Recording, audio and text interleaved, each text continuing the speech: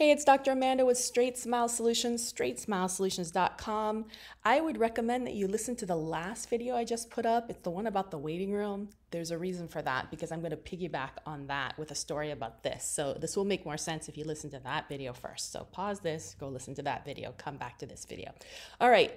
Other videos you might want to watch before you watch this one, which is going to be very high level, is to go into my channel, which has over 2,000 videos. Woo, I made it to 2,000. I can't believe it. That's ridiculous.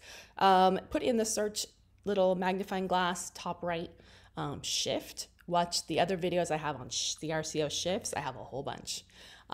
Because this is just going to be high level comparing the two different types of CRCO shifts. So there are lateral CRCO shifts. Those are the ones that usually either the patient has a class 3 or constricted arches or is pivoting off the canines and they just kind of bite and shift. This is what I call the triad. These are the things you usually see when it's a lateral CRCO shift. I have a big video all about that in detail.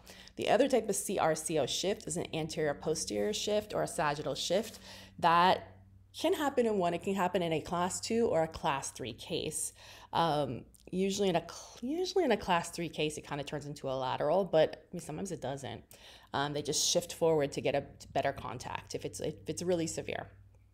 If it's like anterior interference. But more commonly, you're going to see it in a severe class 2 case with a big Sunday bite. And look into my video on Sunday bite if you want to see that, where the patient just tries to get a better airway and just slides forward, or just tries to have a better looking profile subconsciously and slides forward throughout the day when they need to, when they feel like someone's looking at them, but when someone's not looking at them, they're going to slide back. So you'll see a massive 2 different profiles, and I have definitely found these cases, had no idea they were class 2. They would shift every time they got in the chair. They were subconsciously doing it. They didn't know. We didn't catch it. We didn't catch it in the Ceph. We didn't catch it in the photos. We treatment planned them phase 1, and then suddenly, once we got rid of all the crowding, they slid back to class 2, and they had a massive class 2, and then by then they were finishing puberty and we couldn't fix it. And whose fault is that? Well, kind of both.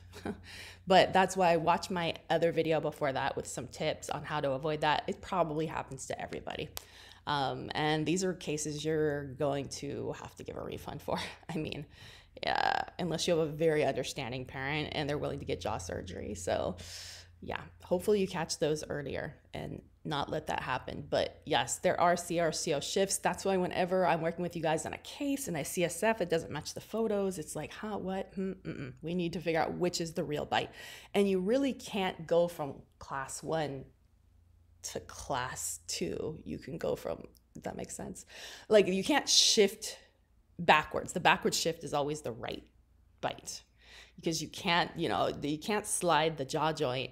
The condyles, there's a bone back there, right? So unless they broke or they had like some type of resorption or pathology, it's not going to get worse. We're not going to go from a class 1 to a class 2. That's impossible.